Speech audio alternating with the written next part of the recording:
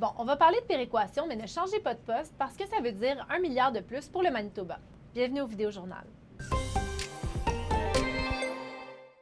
Selon les derniers chiffres d'Ottawa, le Manitoba devrait recevoir près de 7 milliards de dollars en transferts fédéraux pour le prochain exercice fiscal qui commence en avril 2024. C'est un montant record qui inclut des fonds destinés aux soins de santé et aux programmes sociaux, mais aussi 4,3 milliards de dollars en péréquation.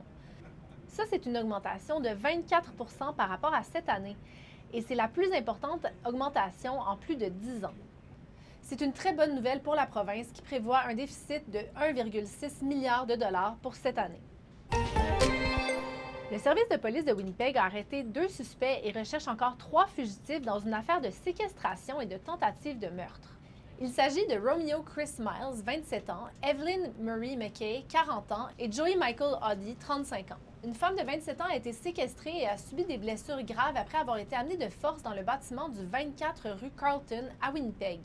Les agresseurs l'auraient ensuite laissée dans une benne à ordures et ce sont ses appels à l'aide qui l'auraient sauvée et lui auraient permis d'être emmenée à l'hôpital. Le 24 rue Carleton est connu des habitants du quartier pour les incidents récurrents qui s'y produisent. Et pour finir, si tout se déroule comme prévu, la patinoire sous la tente à la fourche devrait ouvrir cette fin de semaine. Le sentier d'Estaouéa sur la rivière n'est pas encore prêt, mais il va être possible de patiner autour du pavillon et du marché.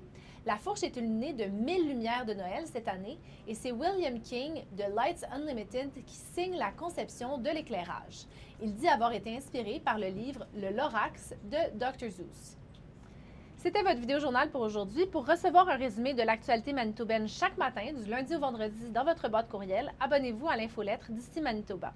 Bonne journée!